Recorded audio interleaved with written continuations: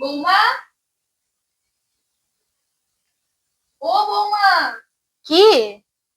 এখানে এসো দেখি একবার। সারা দিন ঢেকে যাই, এরও কাজ নেই, আমারও মাথা খারাপ করে দেবে। হ্যাঁ, কি হয়েছে কি?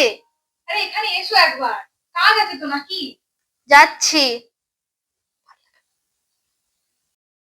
এখনো পাত্তা নেই, তো দেখি তো কি করছে।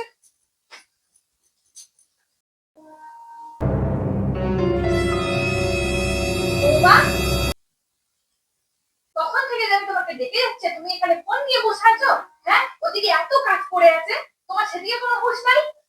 আচ্ছা মা, আপনি যে সারাদিন এরকম আমার উপর চেঁচিয়ে যাচ্ছেন, সকাল থেকে রাত পর্যন্ত আপনার কোন কাজটা হয় না? প্রত্যেকটা কাজ কমপ্লিট করে দিয়ে আমি একবার জাস্ট ফোনটা নিয়ে বসেছি, তাতে আপনার এত চেঁচানি।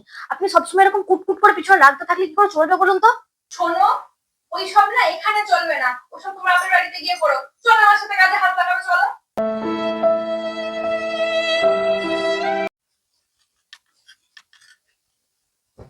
এই যে মেয়ে, হ্যাঁ মা, বলুন।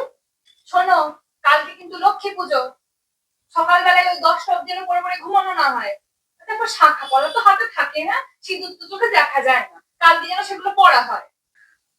সে না হয় বুঝলাম, তবে অলক্ষী বলছেন, আবার অলক্ষীকে লক্ষ্মীর সামনে গয়নাগাটি পরিয়ে বসাবেন, ভালো লাগবে জিনিসটা?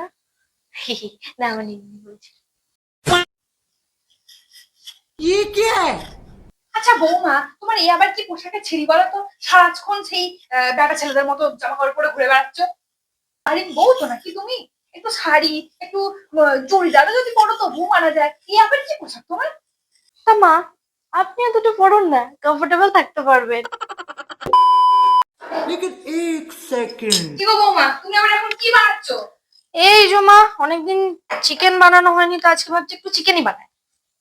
আজকে বুধবার, আমার বাবুর জন্মবার আজকে, আর বৌমা তুমি আজকে মুরগি রান্না করছো?